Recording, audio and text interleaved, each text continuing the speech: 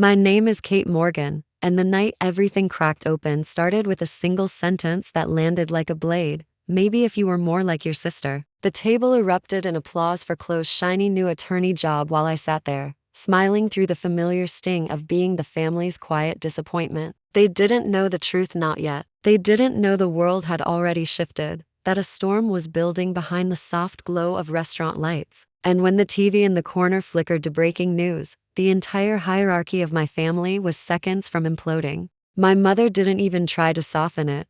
Maybe if you were more like your sister, she said, glowing, while everyone clapped for Khloe's brand new attorney job. Their laughter rolled across the table, warm and easy, like I was the joke they'd all agreed on years ago. Dad nodded. Mark added some comment about real careers, and every pair of eyes slid past me, as if I wasn't part of the family sitting right there. I held my smile, the kind you wear when you're bleeding on the inside. But while they celebrated Khloe's perfect path, the TV in the corner flipped to a breaking segment, the annual Forbes billionaires list. Before I tell you what happened next, tell me, where are you listening from? And if you've ever worked so hard that silence became your answer, not to prove anything to anyone, but because the truth speaks louder than you ever could, I want to know you're here with me. I grew up in a house where success wasn't just expected, it was scripted. My parents, Richard and Linda, believed life had a single correct blueprint. College, respectable. Major, respectable job, respectable spouse. Khloe followed it like she was born,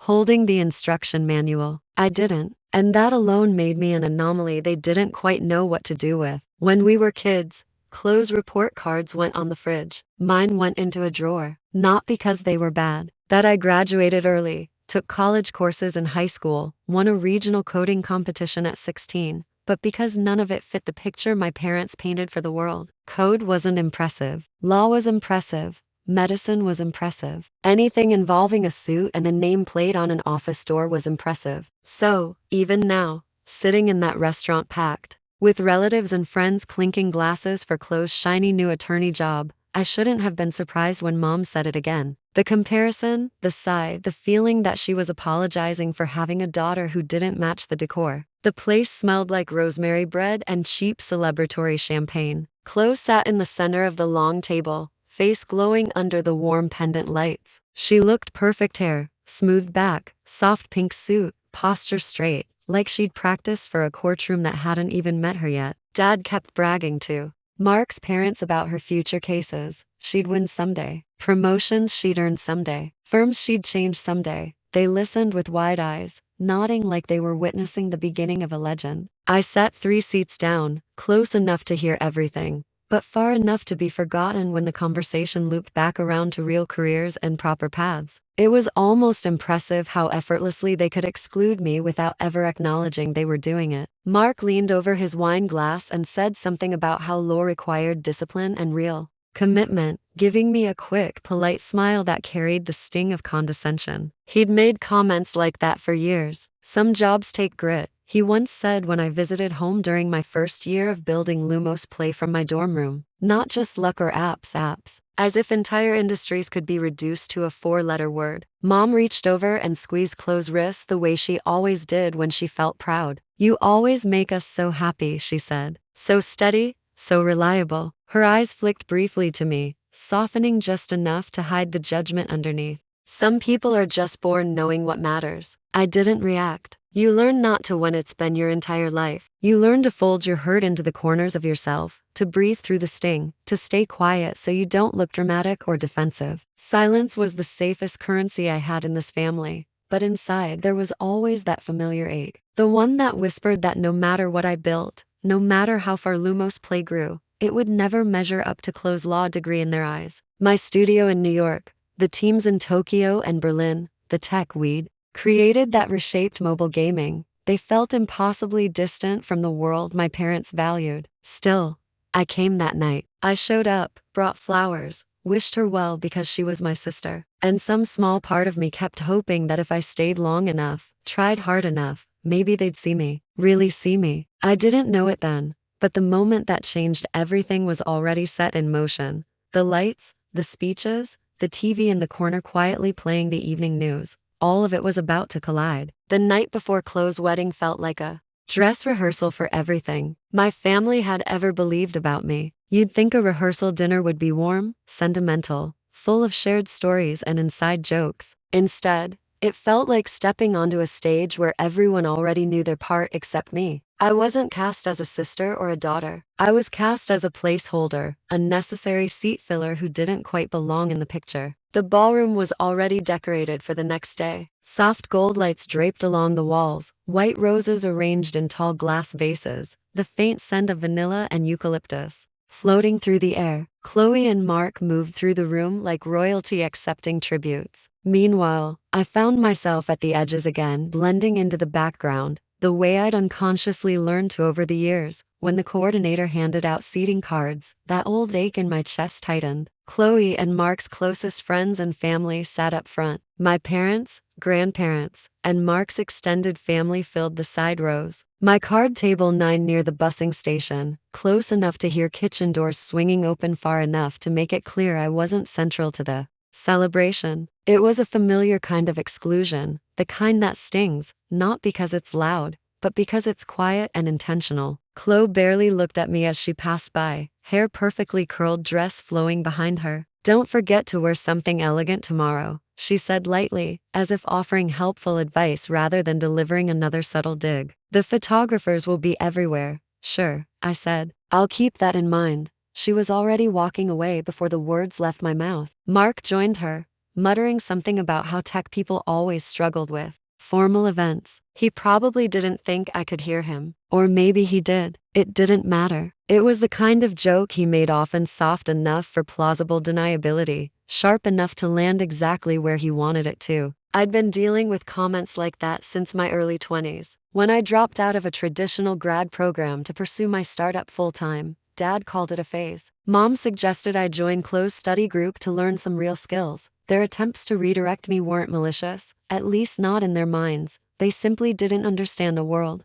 that didn't come with a degree certificate and a paycheck every 2 weeks. Even when Lumos Play launched our first game and hit 1 million daily active users, Mom's response had been, "That's nice, honey. So when are you going to think about getting something stable?" As if the work I poured myself into servers design, builds, coding sprints, investor decks, sleepless nights was some fragile little hobby I could pack away when I got tired. I learned to stop explaining, to let their assumptions stand. It was easier to let them think I was drifting than try to translate a world they never bothered to understand. But success doesn't stay small. It grows. It raises its voice even if you don't. When our A-driven engine caught the attention of major investors, when we expanded to multiple countries, when our valuation soared, I kept it quiet around them. Not out of pettiness, out of self-preservation. Every time I tried to open that door, they'd closed it so gently it felt like my fault. So, at the rehearsal dinner, when Dad raised a toast and praised Khloe for her dedication and real disciplined work, I didn't flinch. I'd heard it all before,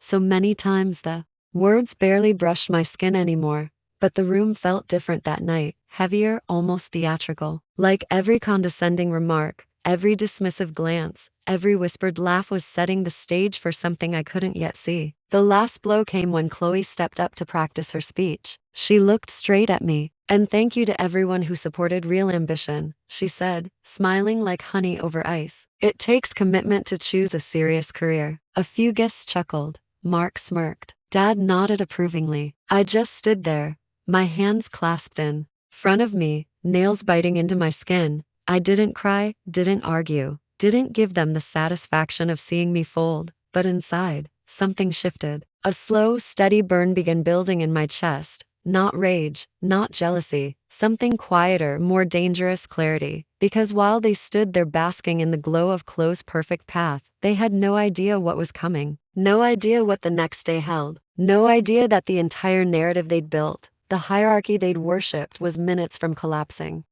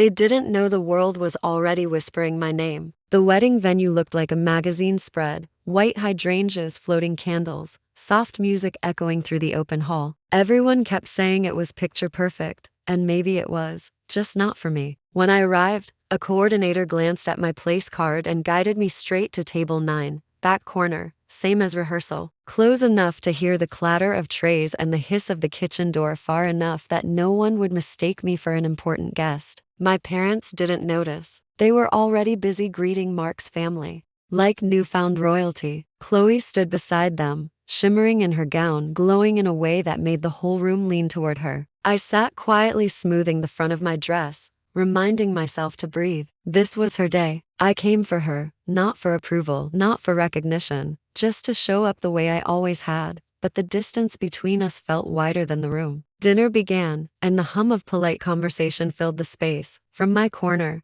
I watched Khloe and Mark float from table to table, collecting compliments like confetti. Every so often, someone at table 9 asked me how I knew the bride, and I had to smile and say, I'm her sister, while they blinked in confusion, searching my face as if expecting a mistake. Then the lights dimmed and the microphone crackled. Khloe stepped forward for her first toast. She looked breathtaking, composed, confident, luminous. The kind of daughter parents brag about without running out of breath. Thank you all for being here, she began. This year has been incredible. New job, new chapter, new beginnings. She paused, soaking in the applause. Mom and Dad always taught us to choose the right path, to build something stable, to work hard. Her eyes brushed past me just long enough to register. I'm grateful I listened. A ripple of amusement drifted across the room. Soft chuckles, knowing smiles, the kind that sting more because they pretend not to. Mark took the mic next. Khloe is the most committed person I know, he said. Real dedication,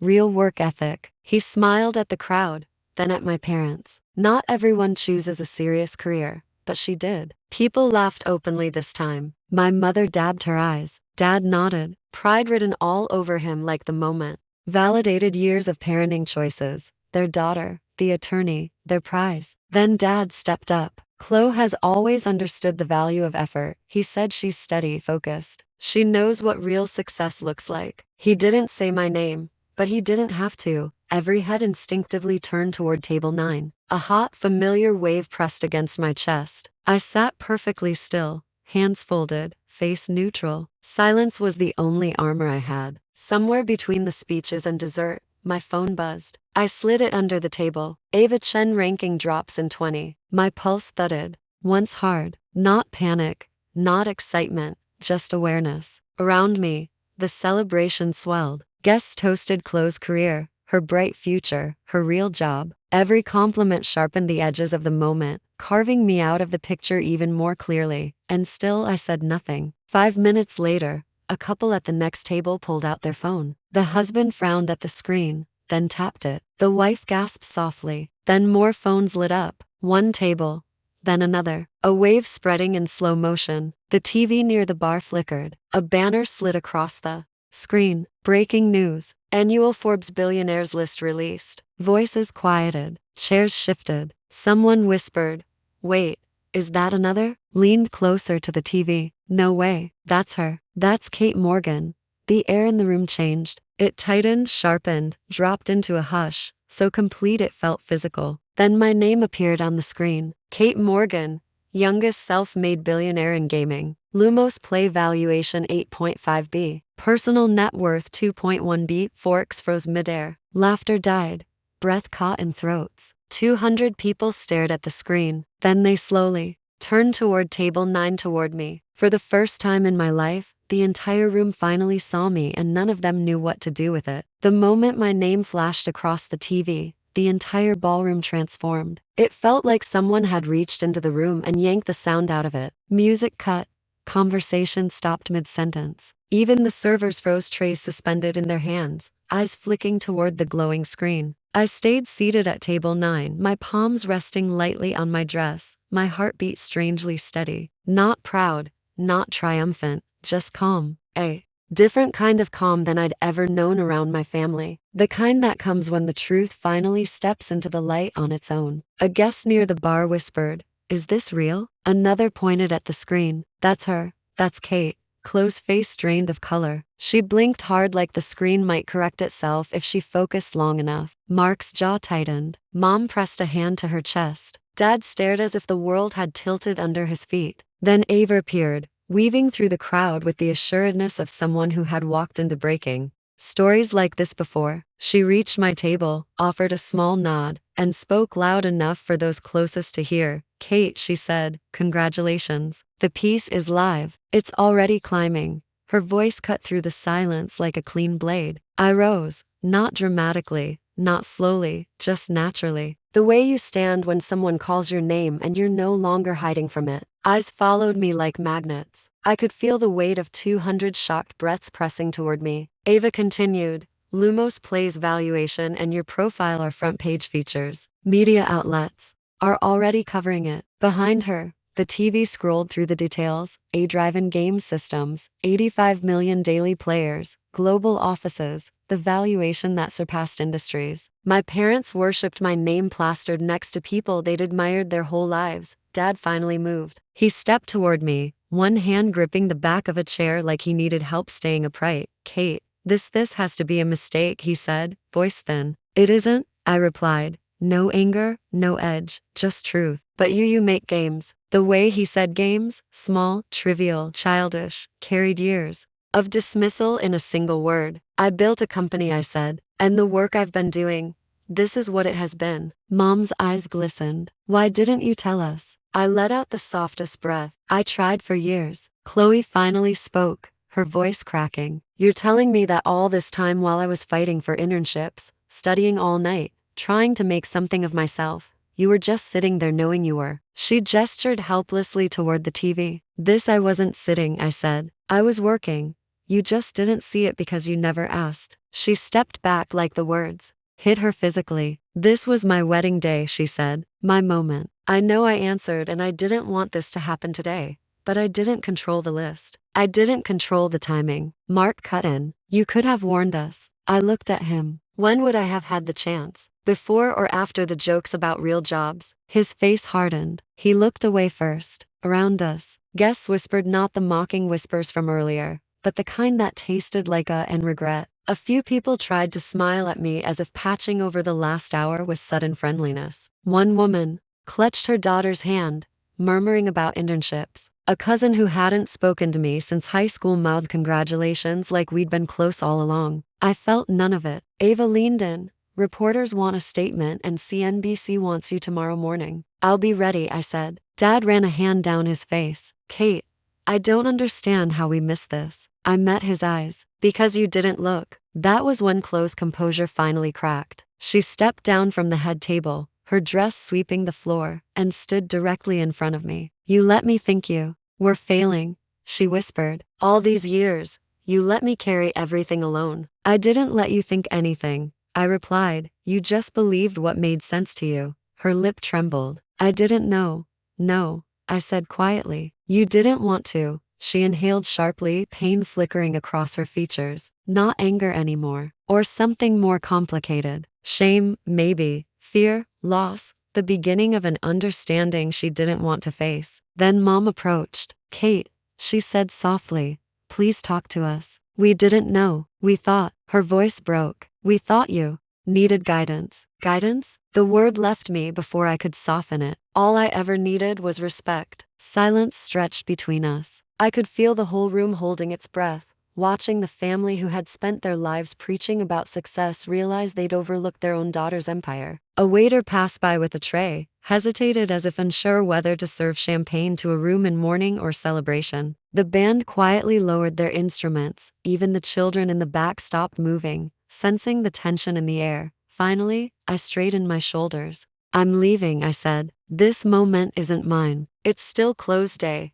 and I won't take it. Khloe flinched, not because she wanted me to stay, but because she knew what my absence meant now. There was no more hierarchy to hide behind, no more comparisons that worked in her favor. I turned toward the exit. My steps felt steady, grounded, like I was finally walking in my own story instead of theirs. Ava followed me out, holding the door as 200 stunned guests watched in silence. And just before it closed, I heard someone whisper the words I'd waited my entire life to hear. We were wrong about her. The morning after the wedding felt unreal quiet in a way my life rarely was. My phone buzzed non-stop messages from cousins I hadn't heard from in years. Classmates wanting to reconnect, distant relatives suddenly proud to share my last name. I didn't answer any of them. What stayed with me was the voicemail from Mom. Her voice was small, almost trembling. "Kate, we saw everything. Your father and I.